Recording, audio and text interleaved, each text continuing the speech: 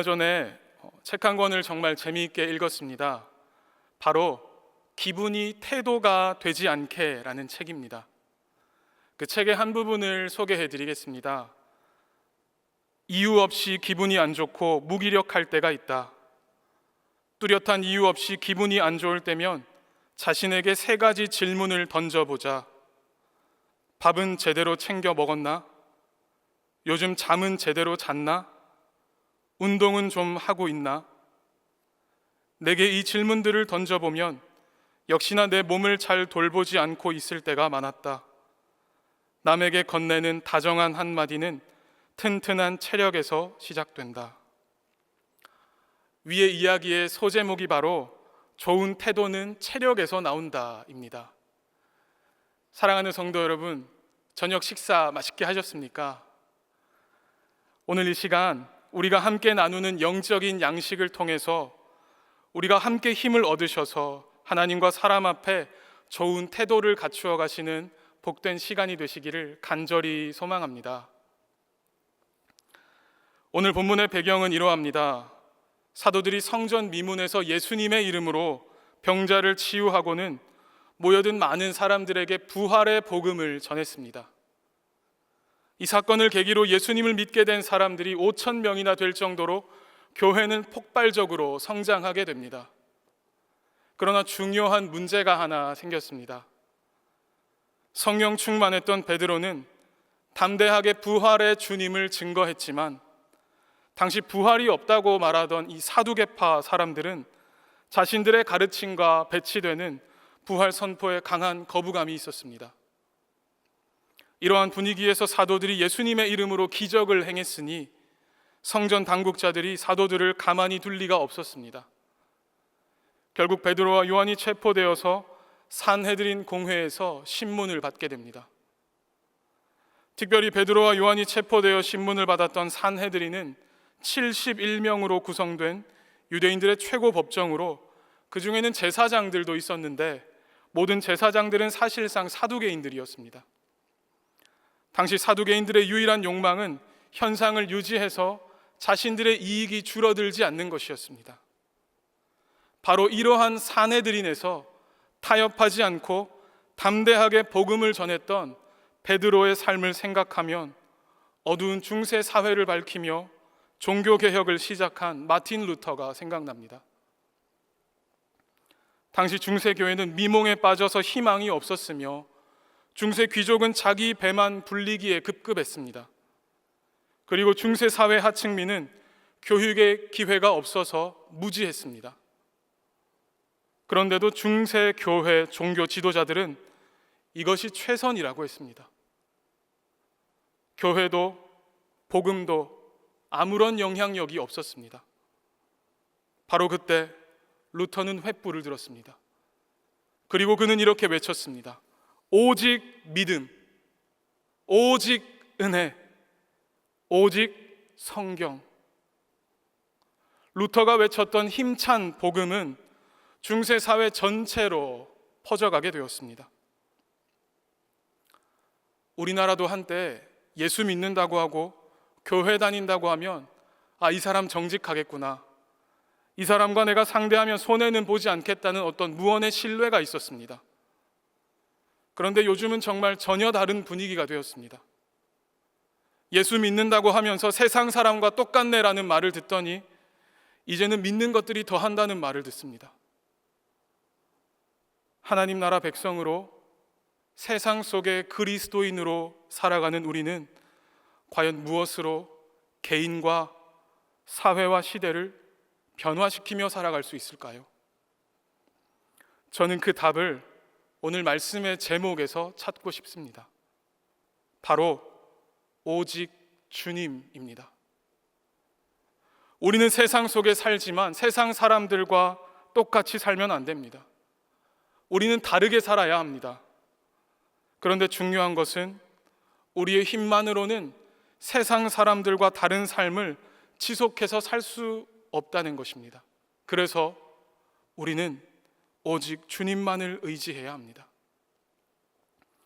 중세 사회의 미몽과 타락이 복음으로 깨어났듯이 우리의 영적인 무지와 게으름 또한 복음으로 깨어나야 합니다. 오직 주님만 의지하는 믿음으로 우리는 새로워져야 한다는 것입니다. 여러분, 시대가 악해서 교회가 악해지는 것이 아닙니다. 시대는 언제나 악했습니다. 문제는 본질을 잃어버린 교회와 그리스도인으로 살기를 포기한 우리들에게 있습니다. 오직 주님만 의지하는 삶을 살기 위해서 오늘 우리는 어떻게 살아가야 하는지 본문을 통해 주시는 하나님의 은혜를 살펴보며 오직 주님의 신앙을 회복하는 복된 시간이 되시기를 간절히 소망합니다. 첫 번째, 우리가 오직 주님의 삶을 살기 위해서는 대안을 만들지 않는 믿음이 필요합니다. 오늘날 세상 사람들은 문제 해결을 위한 대안을 빠르게 제시하는 것을 능력이라고 말합니다. 그리고 반대로 대안을 빠르게 만들어내지 못한 사람들을 대책 없는 인생이라고 말합니다. 그런데 여러분, 우리의 인생을 영원하고 안전하게 보호하고 지켜줄 수 있는 것은 과연 무엇일까요? 사실 우리의 삶은 그 아무리 대단한 것을 구비해도 늘 불안할 수밖에 없습니다. 내가 가진 인맥을 총동원하고 수단과 방법을 다 사용해서 우리의 앞날을 대비해도 여러분 사실 소용없습니다. 그 아무리 대단한 사람의 철저한 준비라고 해도 우리의 인생은 한 번에 무너질 수 있습니다. 그런데 사실 이 사실을 많은 사람들은 이미 다 알고 있습니다. 그래서 우리는 최선을 다해서 건강을 관리하고 노후를 준비하지만 우리는 여전히 늘 불안해하며 살아가는 것입니다. 이처럼 우리는 내 인생에 다른 대안을 만드는데 너무 많은 에너지를 쏟느라 지칩니다. 그래서 말씀대로 살 힘이 남아있지 않는 것입니다. 오늘 본문의 예루살렘 종교 지도자들은 사도들이 부활의 도를 전한다는 이유로 그들을 체포하고 신문합니다. 그리고 그 자리에서 사내들인 공회원들은 베드로와 요한에게 다시는 예수 그리스도가 죽었다가 살아났다는 이야기를 하지 말라고 합니다. 오늘 본문의 사도들은 자칫 잘못 대답했다가는 예수님처럼 죽을 수도 있는 상황에 놓였습니다. 사실 이 공의회는 이미 예수님께 사형을 언도했던 적이 있었습니다. 그러나 사도들은 자신의 앞날을 걱정해서 복음 선포의 삶을 주저하지 않습니다. 다른 이로서는 구원을 받을 수 없으며 우리는 우리가 보고 들은 것을 말하지 않을 수 없다고 단호하고 담대하게 선포합니다. 베드로는 내가 복음을 전하다 보면은 어려움과 고난에 직면할 수 있음을 알고 있었습니다. 복음대로 살아가기 위해 애쓰다 보면 어려움에 당할 수 있음을 각오하고 있었습니다. 고난이라는 뻔한 결과가 보임에도 불구하고 믿음과 신앙을 지키며 그 길을 피하지 않았습니다. 이처럼 그들은 내가 살기 위해서 다른 대안을 만들지 않습니다. 길을 열어두지 않습니다. 플랜 B가 없습니다. 그들은 오늘만 사는 것 같은 태도로 타협하지 않고 담대하게 복음을 선포하고 있습니다. 초나라 항우가 진나라와 싸울 때 항우는 타고 왔던 배를 부수어 침몰시키라고 명령을 내리고는 뒤이어 싣고 온 손마저도 깨뜨려 버리고는 병사들에게 3일치 식량을 나누어 주도록 했습니다. 이제 돌아갈 배도 없고 밥을 지어 먹을 손마저도 없으므로 병사들은 결사적으로 싸우는 수밖에 달리 방법이 없었습니다. 결국 병사들은 출진 명령이 떨어지자 이전과는 다른 각오로 전쟁에 임하게 됩니다. 이렇게 9차례 싸우는 동안 진나라의 부대는 괴멸되고 이를 계기로 항우는 재장의 맹주가 되었습니다. 강을 건너온 배를 가라앉히고 솥과 시루를 깨뜨려서 죽을 각오로 싸워서 크게 이긴 데서 연유한 사자성어가 하나 있습니다. 바로 밥질 솥을 깨뜨리고 돌아갈 때 타고 갈 배를 가라앉힌다는 뜻의 파부침주라는 말입니다. 오늘 본문의 베드로에게서는 이 파부침주의 각오와 믿음의 기백이 보입니다. 우리도 사실 평소에는 하나님을 정말 잘 믿습니다. 그러나 어려운 상황에 부딪히면 하나님만으로는 안 될 것 같습니다. 그래서 내 힘으로 다른 대안을 찾는 것입니다.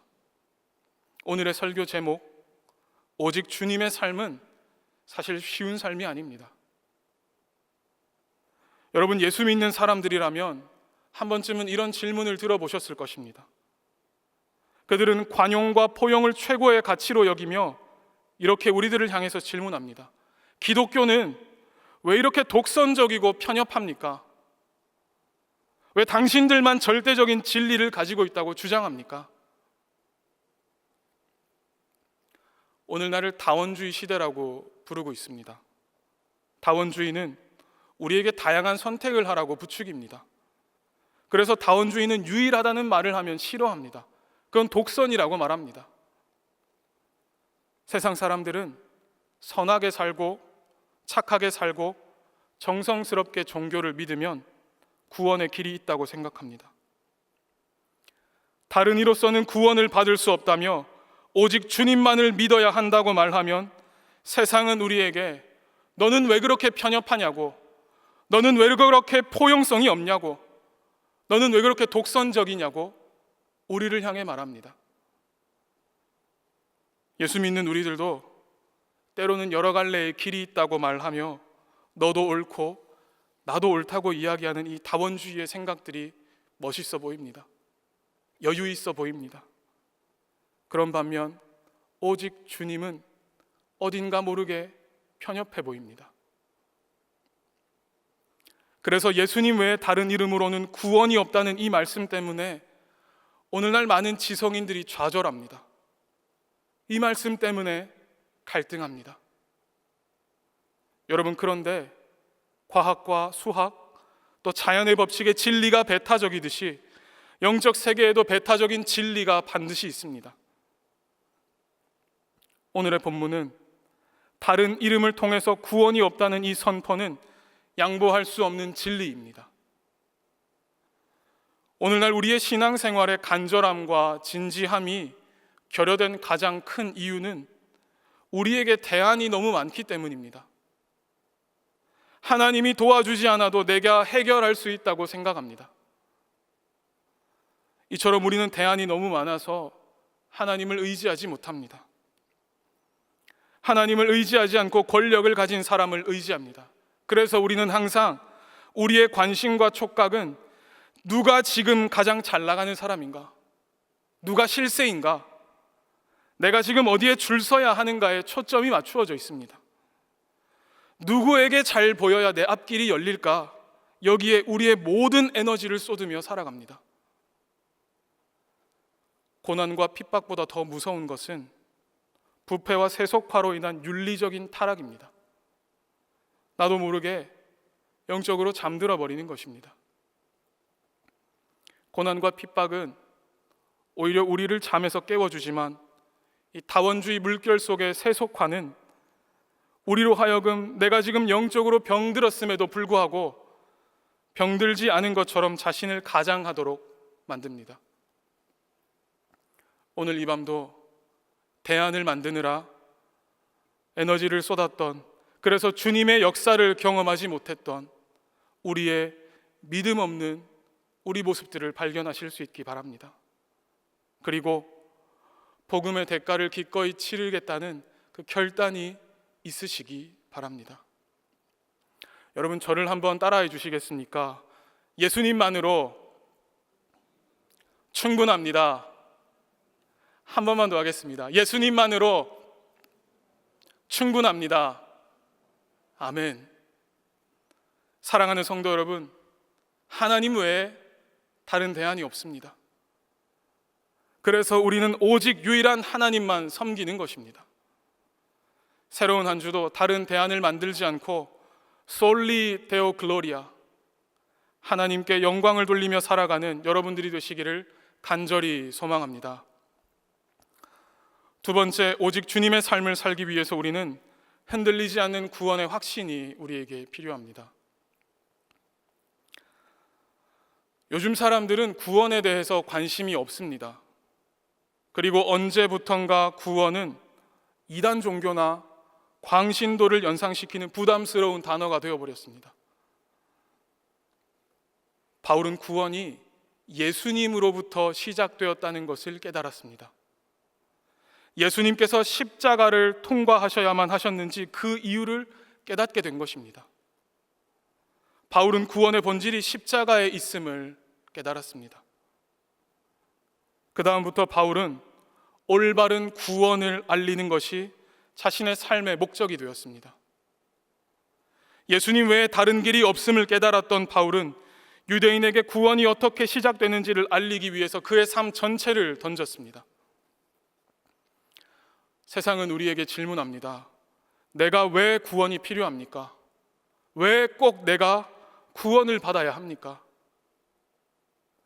여러분, 사실 이 질문에 대한 답변만큼 쉬운 것도 없습니다. 왜냐하면 구원은 죽고 사는 문제이기 때문입니다. 구원의 필요를 묻는 것은 물에 빠진 사람이 내가 이 물에서 나가야 할 이유를 찾는 것과 같습니다. 불 속에 갇힌 사람에게 소방관이 손을 내미는데 내가 왜 당신 손을 잡아야 합니까? 당신이 누군 줄 알고 내가 그 손을 잡습니까? 라고 되묻는 것과 같습니다. 구원은 생사의 갈림길에서 생명으로 나아가는 것입니다. 그런데 그 구원은 오직 주님으로만 가능한 것입니다. 오늘의 이 짧은 한 절 본문 안에 유일하게 2번이나 반복되는 단어가 있습니다. 그것은 바로 구원입니다. 여러분에게 구원은 어떤 의미로 다가오십니까? 교회를 오래 다녔음에도 불구하고 우리의 삶이 변하지 않는 중요한 이유는 바로 우리가 진정한 구원의 가치를 모르기 때문입니다. 여러분은 직장에서 또 믿지 않는 사람들과의 관계에서 얼마나 정확하게 여러분의 신앙을 고백하며 살아가고 계십니까? 오늘날 많은 크리스찬들이 교회 다니는 자신의 삶을 드러내지 않습니다. 교회 다니냐고 물어보면 그냥 씩 웃고 적당히 넘어갑니다. 여러분, 죄송하지만 우리의 신앙 고백이 확실하지 않다면 그것은 우리가 영적으로 죽어 있다는 증거일 수 있습니다. 세상 속의 교회가 능력이 있는지 없는지는 세상 속에 살아가는 교인을 보면 알 수 있습니다. 사회 속에 흩어져 살아가는 그들의 입에서 나오는 고백들을 들어보면 알 수 있습니다. 분명한 신앙 고백이 없는 회색지대에서 위험한 평화를 누리며 살아가는 우리의 삶으로는 세상을 변화시킬 수가 없습니다. 악화가 양화를 구축하고 있는 이 시대의 기독교의 위치 속에서도 여러분, 구원의 확신을 가지고 구원의 기쁨과 감격을 누리며 살아가겠다는 여러분 그 삶을 포기하지 마시기 바랍니다.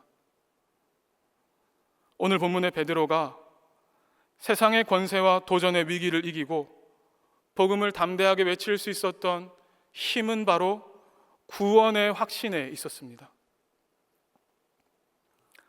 교회가 제 역할을 하지 못하고 있는 이 시대에 오늘의 말씀이 우리에게 부담으로 다가오는 것은 사실이지만 절대적인 진리는 하나뿐임을 기억하실 수 있기 바랍니다. 요한복음 14장 6절은 이렇게 말합니다. 예수께서 이르시되 내가 곧 길이요 진리요 생명이니 나로 말미암지 않고는 아버지께로 올 자가 없느니라. 아멘. 예수님은 여러 길 중에 한 길이 아니라 유일한 길입니다. 예수님은 여러 진리 중에 하나가 유일한 진리입니다. 사랑하는 성도 여러분, 천하 사람 중에 여러분을 구원해 줄 만한 다른 이름은 없습니다. 오늘도 구원의 확신을 가지고 오직 주님을 담대하게 외치며 구원의 기쁨과 감격을 풍성하게 누리며 살아가는 복된 하루가 되시기를 간절히 소망합니다. 마지막으로 3번째는 오직 주님의 삶을 살기 위해서 우리는 멈추지 않는 복음의 전함이 필요합니다. 여러분, 사진을 하나 보여드리겠습니다. 위의 사진은 1989년 우리 주님의 교회 노방전도용 전도지입니다. 여러분, 우리 교회에도 전도지가 있었는데요, 전도지에 쓰인 글이 너무나 은혜가 되는 것 같습니다. 제가 한번 읽어보겠습니다. 길이 없다고들 합니다. 맞습니다. 예수밖엔 길이 없습니다. 지금 예수를 만나십시오. 그는 당신의 소망이십니다. 그는 당신의 구원이십니다. 예수 소망, 예수 구원, 주님의 교회, 511의 1497. 여러분, 최근 크리스찬들에게 신앙생활을 하면서 가장 부담되고 어려운 것이 무엇인지 물어보면 많은 사람들이 전도라고 답합니다. 교회 성장 연구소는 한국 기독교인들의 90% 이상은 1년에 한 명도 전도하지 않는다고 했고, 85%의 교인들은 전도를 해야 한다는 생각은 가지고 있지만 현실의 어려움 때문에 주저하게 된다고 말하고 있습니다. 오늘 본문에 베드로와 요한이 보인 담대한 복음 전도의 계산된 용기는 예수님이 주시는 지혜와 지식으로부터 오는 구원의 확신에서 기인했습니다. 베드로와 요한은 늘 복음에 반대하고 세상이 우리를 위협할 수 있다는 것을 예상하고는 복음을 전할 때 고난 당하는 것을 이상하게 여기지 않았습니다. 구원의 확신을 가지고 그래도 우리는 가야만 한다고 생각했습니다. 여러분, 복음의 은혜를 알고 계십니까? 구원의 감격을 기억하십니까? 구원의 기쁨과 직분의 감격이 있어야 전도할 마음이 생깁니다. 그리고 우리 삶의 구원의 기쁨이 넘치고 행복해 보여야 세상이 우리에게 관심을 갖습니다. 그래야 전도가 됩니다. 영화 기생충에는 빈부격차라는 구도 속에서 유독 시선이 가는 메시지가 하나 있습니다. 선을 넘지 마라. 선을 넘지 않으면 나이스하게 지낼 수 있다는 말입니다. 오늘날 우리도 관계의 선을 넘는 것을 참 부담스럽게 생각합니다. 그래서 사회적 거리를 두며 살아가는 게 이제 우리에게 참 편하기도 합니다. 이처럼 우리는 좀처럼 전도하며 살아가겠다는 마음을 품기가 정말 어렵습니다. 오직 주님을 외치며 복음을 전하는 전도의 삶을 살아가기 위해서 근본적으로 우리는 구원의 감격을 충분히 누려야 합니다. 자격 없는 나를 대속해 주신 주님의 사랑을 깊이 깨달아야 한다는 것입니다. 그러면 우리 마음에 기쁨이 넘치기 시작합니다. 사실 전도는 안 되는 것이 아니라 안 하고 있었던 것이며, 전도에 대한 의지를 실천적으로 이어가게 하기 위한 우리의 구체적인 결단이 반드시 필요한 것입니다. D.L. 무디는 이렇게 말했습니다.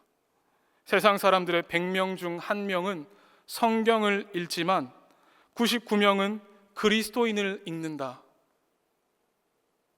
불신자들은 교회가 어떤 곳인지보다 교회 다니는 사람이 누구인지에 관심을 가진다는 것입니다.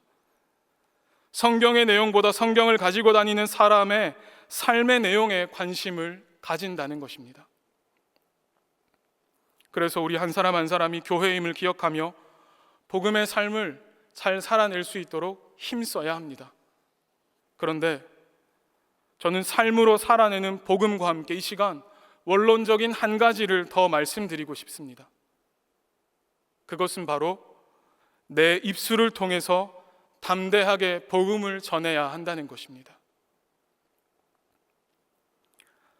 대부분의 크리스찬들은 세상 사람들과 세상에서 살아가면서 정말 잘 살아갑니다. 그런데 우리가 잘 살아가다가도 딱 부딪힐 때가 있습니다. 그때는 바로 우리 입으로 복음을 드러낼 때입니다. 그래서 우리는 복음을 드러내지 않습니다. 예수 믿는 게 어떤 건지 잘 이야기하지 않고 그냥 적당히 넘어갑니다. 사람들과 같이 있을 때는 식사 기도도 잘 하지 않습니다. 교회 간다는 이야기도 안 하고 그냥 약속 있다고 이야기합니다. 그리고는 나중에 내가 예수를 잘 믿는 행위로 그들을 감동시켜야지, 내 입술을 통해서 복음 전하는 것 말고 내 삶으로 복음을 전해야지라고 생각합니다. 여러분, 그런데 불편한 관계를 만들지 않고 평화를 깨지 않고 그렇게 그동안 여러분의 삶을 통해서 예수님을 잘 전하실 수 있으셨습니까? 우리는 내 입을 열어서 복음을 전하며 그 복음 때문에 때로는 부딪히는 일들이 필요합니다. 그렇지 않으면 복음이 전해질 수 없습니다. 우리는 때로 길에서 전도지를 들고 다니면서 복음을 전하는 사람들을 보면 은근히 그들을 멸시합니다. 왜 예수님 얘기를 꺼내서 분란을 일으키냐고, 교회가 욕을 먹고 있는 이때 왜 저렇게 지혜롭지 못하냐고, 왜 평화롭게 지내지 못하냐고 생각합니다. 그리고 말보다는 행동이 더 중요하다며 전도하기 싫어하고 전도하기 쑥스러워하는 우리의 삶을 합리화합니다. 관계가 깨어지고 불편해지는 것이 두려워서 예수님의 죽음을 말하지 않으니까 내 삶에 아무 일도 일어나지 않습니다. 여러분, 이렇게 평안히 죽는 게 좋은 것이 아닙니다. 오늘 본문의 베드로가 한 일이 무엇입니까? 요한이 한 일이 무엇입니까? 입을 열어 복음을 드러낸 것입니다. 여러분은 복음의 능력과 부활을 믿고 그 소망 가운데 살아가고 계시는 분이십니까? 아니면 그렇게 말하는 사람들을 불편히 여기며 세상 사람들과 똑같이 이 땅에서 모든 것을 다 누리며 살아가고 계십니까? 우리는 오늘 우리의 마음이 사두개인과 같을 수 있음을 경계해야 합니다. 오늘날 많은 사람들은 복음 전하는 것을 사실 불편하게 생각합니다. 유난 떠는 것 같습니다. 꼭 저렇게까지 해야 하나 생각합니다.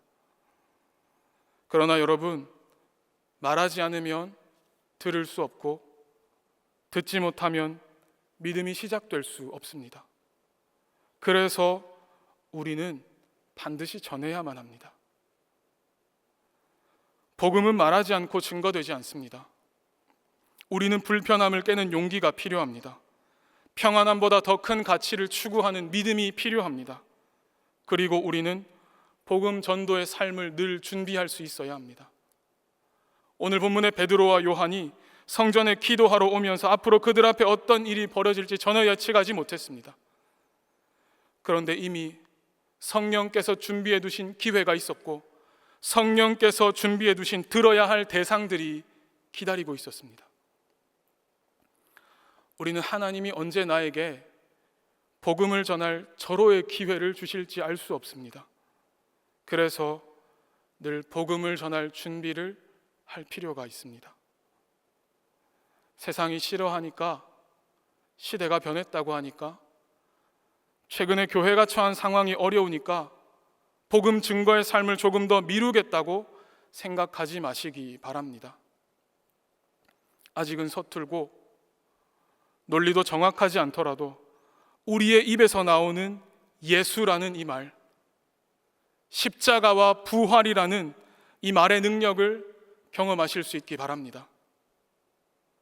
미움을 좀 받더라도, 멸시를 좀 받더라도 예수님의 이름의 능력을 체험하며 살아가실 수 있기 바랍니다. 특별히 우리의 눈에는 다혈질처럼 보였던 베드로도 여러분 얼마나 섬세하게 전도했는지 모릅니다. 베드로는 복음을 거부하는 이들을 불쌍히 여기며 오히려 그들의 악한 질문도 구원의 질문으로 바꾸어서 대답합니다. 이처럼 그들은 담대하고 단호했지만 성령의 충만한 권세로 예의를 지키며 복음을 전했습니다. 사랑하는 성도 여러분, 내 입술로 복음을 전하는 것이 할까 말까 망설여진다면 여러분 무조건 할까의 편에 서실 수 있기 바랍니다. 왜냐하면 오늘이 그 일을 시작하실 수 있는 가장 젊은 날이기 때문입니다. 언제 어디서건 다른 복음은 없다며 나사렛 예수 그리스도의 이름을 담대하게 전하실 수 있기 바랍니다. 부활하신 예수님은 제자들에게 이렇게 말씀하셨습니다.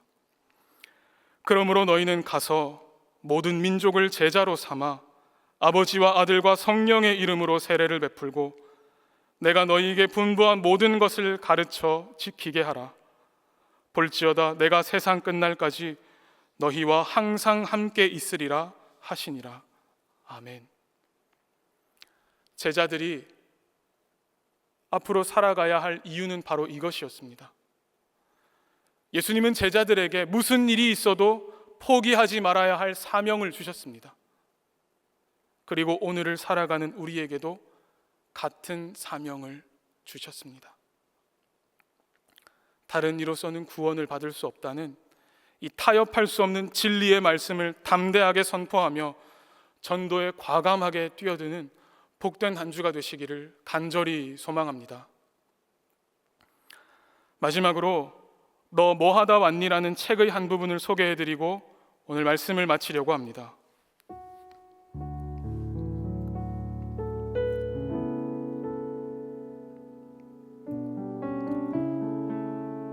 수술을 끝낸 후 남편은 몸에 여러 개의 호수를 주렁주렁 매달고 병실로 돌아왔다.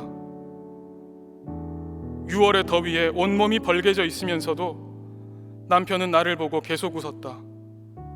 나도 그를 향해 환하게 웃어주었다. 남편의 얼굴은 너무도 평안해 보였다. 분명 아팠을 텐데 말이다. 수술을 마친 의사의 설명을 들었다.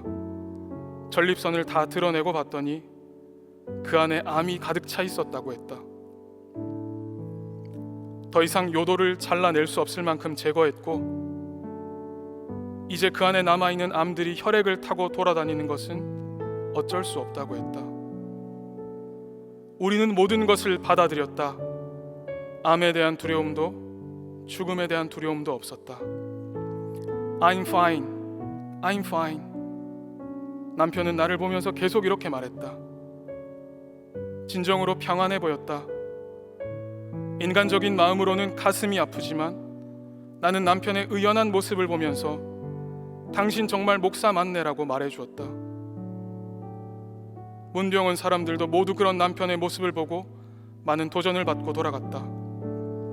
감사한 것은 남편도 나도 하나님께 왜 우리에게 이런 고통을 겪게 하시나요? 라고 물어보면서 따지고 들지 않았다는 것이다. 우리 부부에겐 하나님은 선하시다라는 분명한 신뢰가 있었다. 그 믿음이 있으면 모든 환경에서도 이길 힘을 주신다.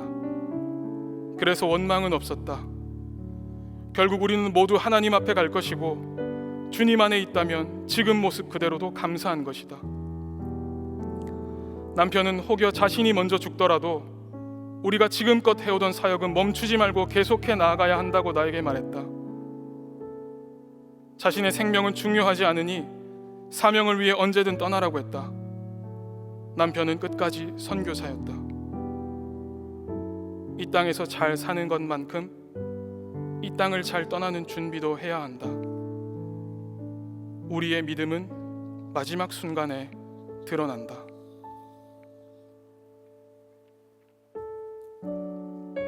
여러분, 교회에서 직분이 자신의 믿음의 분량이라고 착각하는 교인들이 있습니다. 물론 목사로 살아가는 저를 포함해서 말입니다.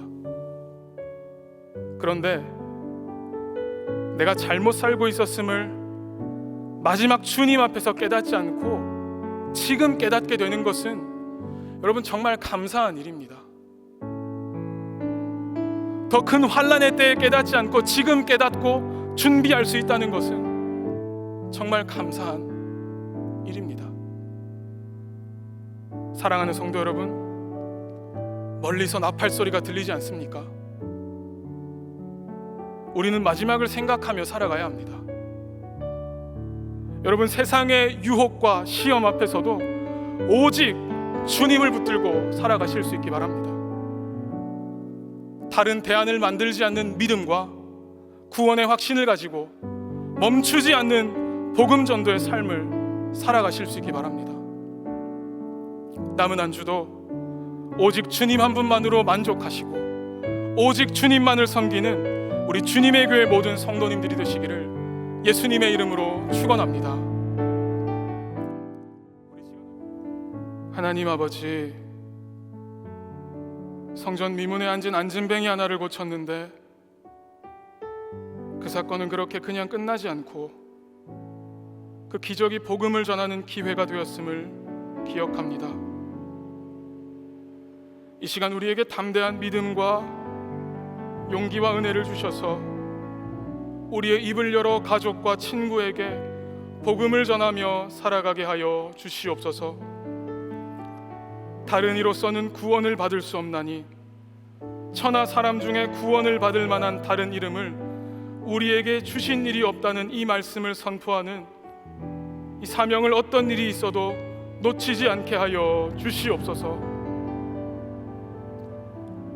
특별히 전도의 아픈 기억으로 인해 힘들어 하시는 분들과 지금도 전도의 어려운 삶을 살고 계시는 우리 교우들을 찾아가 위로하여 주시고 새 힘을 주셔서 복음의 증인으로 살아가는 삶을 포기하지 않게 하여 주시옵소서.